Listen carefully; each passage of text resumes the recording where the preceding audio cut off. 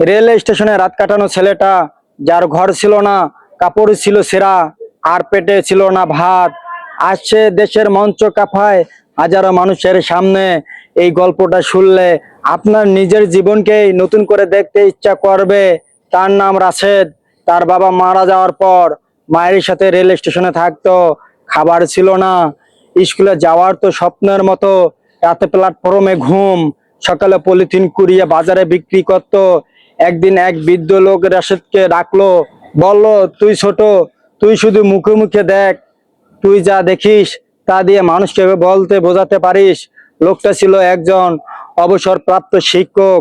তিনি রাশেদকে প্রতিদিন 5 মিনিট করে গল্প বানাতে শেখাতেন।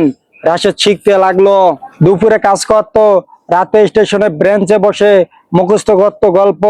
সে রোজ বলতো, একদিন আমি মাইক্রোফোনে কথা বলবো, একদিন আমি মানুষের কথা শুনবো, কারণ আমার জীবনে গল্প আছে, কষ্ট আছে, আশা আছে। বছর কয়েক পর এক স্বেচ্ছাসেবী সংস্থা স্টেশন থেকে কিছু ছেলে মেয়ে শহরে নিয়ে গেল। রাশেদও গেল।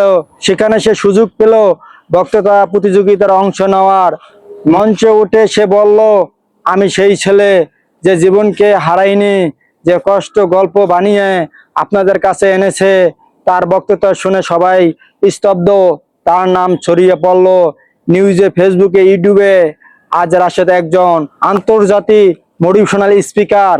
তার বই পড়ে ছাত্ররা অনুপ্রেরণা খোঁজে, আর সে প্রতিবার বলে, আমার গল্প শুরু হয়েছিল স্টেশনের প্ল্যাটফর্মে।